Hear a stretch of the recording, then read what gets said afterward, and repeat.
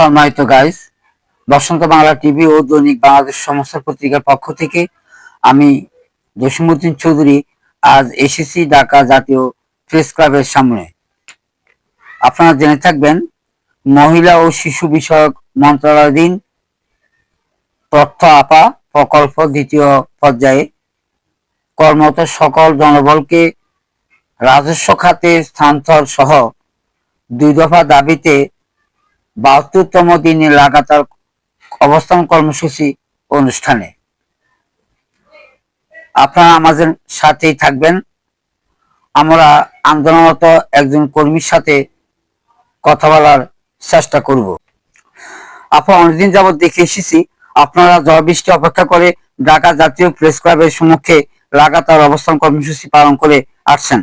কি উদ্দেশ্যে এই কর্মসূচি আমাদের বসন্ত বাংলা টিভি ও দৈনিক বাংলাদেশ সমাচার পত্রিকায় একটু বলবেন? সেই দাবি জানিয়েছিলাম যে ওই ডিপিটিতে লেখা কথা অনুযায়ী আমাদেরকে রাজস্ব খাতে স্থানান্তর করা হবে। তো 72 দিন যাবত আমরা নানাভাবে আমাদের মন্ত্রণালয় বিভিন্ন মন্ত্রণালয়ে যোগাযোগ করেছি, তাদের সাথে কথা বলেছি। অবশেষে তারা আজকে আমাদের সাথে একটা মিটিংয়ে তারা সম্মত হয়েছেন, রাজি হয়েছে আমাদের নিয়ে কাজ করতে বা আমাদের রাজস্বের কাজ করতে। তো সেই জন্য আর কি আমরা আজকে আমাদের কর্মসূচি স্থগিত করে দিয়েছি। আমরা যে আমাদের কর্মস্থলে ফিরে যাব এবং পরবর্তীতে আমাদের মন্ত্রণালয়ের সাথে যোগাযোগ ক্রমে বা আলোচনা ক্রমে আমাদের পরবর্তী কাজগুলো ধাপে ধাপে এগিয়ে নিয়ে যাবো। আমি কোনো আশ্বাস দিয়েছিল আপনাদেরকে যে কতদিনের ভিতরে আপনাদের এই দাবিটা পূরণ করা হবে? ওইভাবে নির্দিষ্ট সময় বলে দেওয়া হয়নি, তবে বলেছেন যত দ্রুত সম্ভব।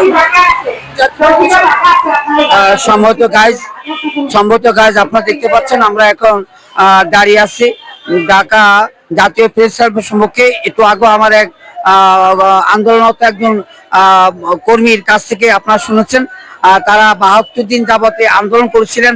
শেষ পর্যায়ে তারা ঊর্ধ্ব কর্মকর্তার কাছ থেকে একটা আশ্বাস পেয়েছেন। ওনারা দাবি করছেন যে ইনশাল্লাহ আশ্বাস পাওয়াতে তারা আজ এই 72 দিন যাবতে আন্দোলন করে আজকে তারা আন্দোলন স্থগিত করছেন। তারা প্রত্যাশা করেন তাদেরকে যে ধরনের আশ্বাস দেওয়া হয়েছে সে আশ্বাস ইনশাল্লাহ কর্তৃপক্ষ পূরণ করবেন। আমরা যদি আপনাদেরকে আজকের এই জমায়েতের যে দৃশ্যটা একটু দেখাতে যাই, আপনারা দেখে